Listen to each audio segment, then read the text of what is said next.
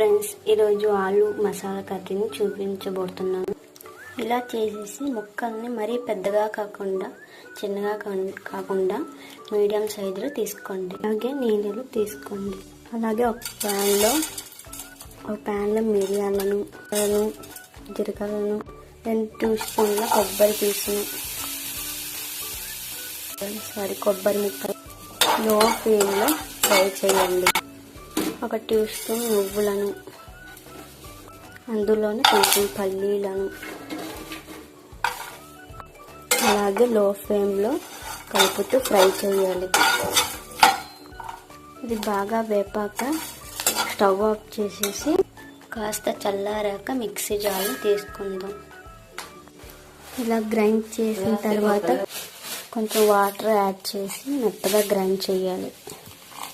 మళ్ళీ ఇదే ప్యాన్లో 3-4 స్పూన్ల ఆయిల్ని యాడ్ చేసుకుంటాం. అలాగే ఆయిల్ వేడయ్యాక కాస్త జీలకర్ర, ఆవాలు వేసి కాస్త ఫ్రై అయ్యాక ఉల్లిపాయలని వేయాలి. అలాగే ఉల్లిపాయ కొంచెం ఫ్రై అయ్యాక కొంచెం కరివేపాకు వేసి బాగా కలిపి అందులోనే పచ్చిమిర్చి 2 ఇవి బాగా ఫ్రై అయ్యాక ఇందులోనే అల్లం వెల్లుల్లి పేస్ట్, కొంచెం పచ్చగా దంచుకున్న అల్లం వెల్లుల్లి ఇలా కొంచెం వేగాక అందులో కట్ చేసిన దుంపలు వేయాలి. ఇలా ఆలూని వేసి బాగా కలిపి హై ఫ్లేమ్లో ఫ్రై చేయాలి. కొంచెం ఫ్రై అయ్యాక ఇందులోనే కొంచెం టమాటా వేసి ఉప్పు కొంచెం, కారం కొంచెం, పచ్చిమిర్చి వేసాం కదా, కారం చూసుకొని వేయాలి.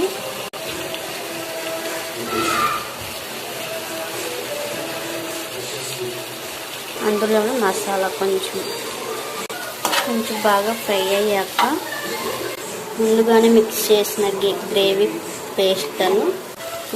కోసం ఆ పేస్ట్లను వేసి కొంచెం కలిపి వేగాక ఇలా కలుపుతూ గ్రేవీకి సరిపడినంత వాటర్ని వేయాలి.